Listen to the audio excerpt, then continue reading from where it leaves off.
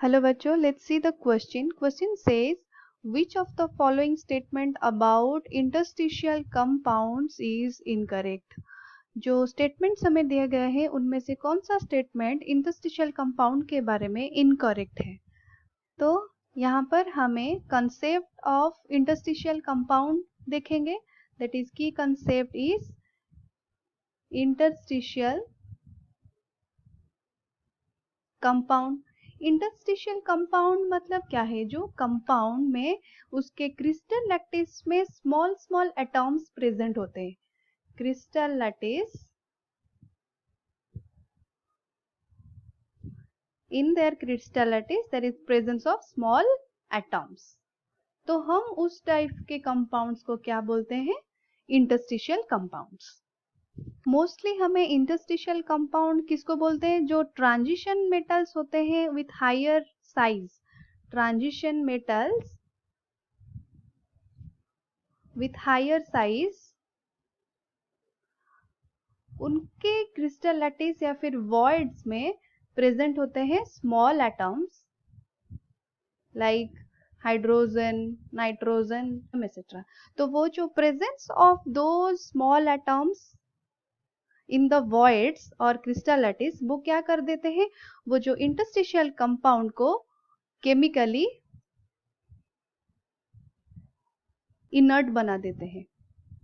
मतलब कुछ भी केमिकल प्रॉपर्टीज वो शो नहीं करते. There is no effect on chemical properties. और क्या होता है? जो स्मॉल एटम्स प्रेजेंट होते हैं वॉइड्स में, due to presence of small atoms, वो कंपाउंड का फिजिकल प्रॉपर्टीज में चेंज हो जाता है. जैसे कि फिजिकल प्रॉपर्टीज, जैसे कि उसका हार्डनेस, डेंसिटी, वो चेंज हो जाता है. Got changed. अगर वो चेंज हो जाता है दैट मीन्स उस इंटरस्टिशियल कंपाउंड का मेल्टिंग पॉइंट और बॉइलिंग पॉइंट इंक्रीज हो जाता है.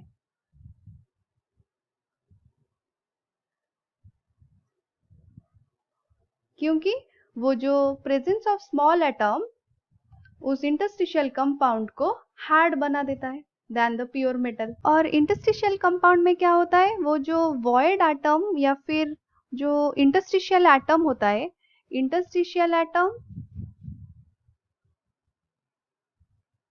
और मेटल एटम, मेटल एटम के बीच में बॉन्ड फॉर्मेशन होता है जो कि हेल्प्स फॉर कंडक्टिविटी.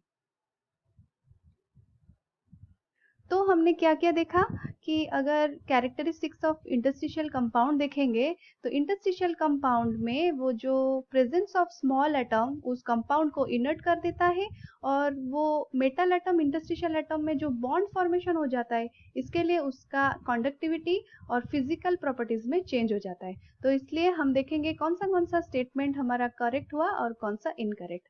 तो क्या हुआ? फर्स्ट स्टेटमेंट दिया गया है they are chemically reactive. But हमने क्या देखा? But they are chemically inert, क्योंकि उसमें कुछ भी केमिकल चेंजेस नहीं होता है. That means this one is incorrect. They are much harder than pure metal, और ये सही होगा, correct. They have higher melting point than the pure metal. Yes, this statement is correct. और they retain metallic conductivity. Yes, this statement is also correct. तो जो हमारा incorrect statement हुआ वो कौन सा हुआ? They are chemically reactive. I hope you understood it well. All the best.